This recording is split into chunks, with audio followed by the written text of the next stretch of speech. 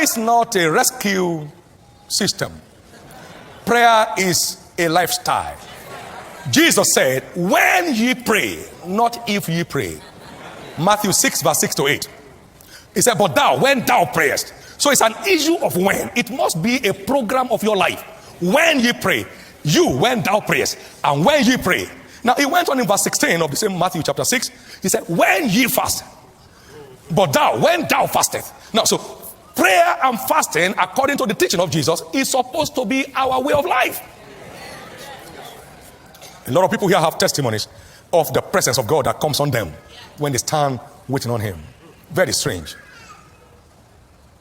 Until prayer and fasting becomes your lifestyle, you're far from access to this realm of faith.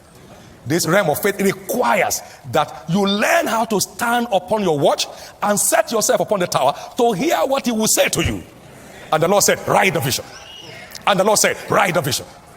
Think of it. I was waiting on the Lord when the Lord delivered me from the tendencies for indebtedness.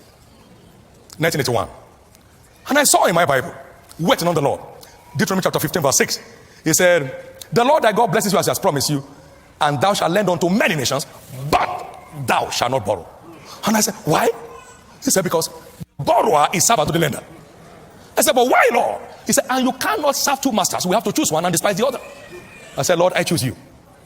October 4, 1981, God delivered me from the trap of debt. I have never owned a dime or borrowed a dime from any mortal man, living or dead, since 1981.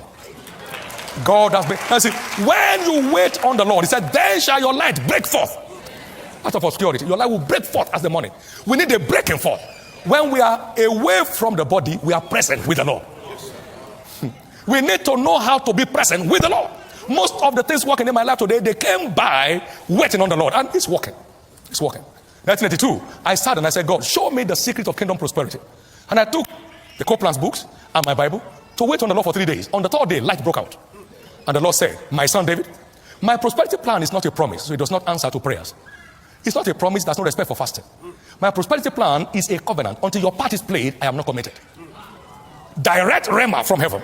And I said, what is my part? Why the earth remaineth? Seed time and harvest shall not cease. I heard from God. I screamed and I said, I can never be poor. That was the day God took me out of any realm of poverty. Waiting on the Lord helps you to hear God clearly. Your hearing becomes more distinct. You can tell exactly what God is saying for you to do, and then you are up running. Prayer and fasting must become our lifestyle if we must enjoy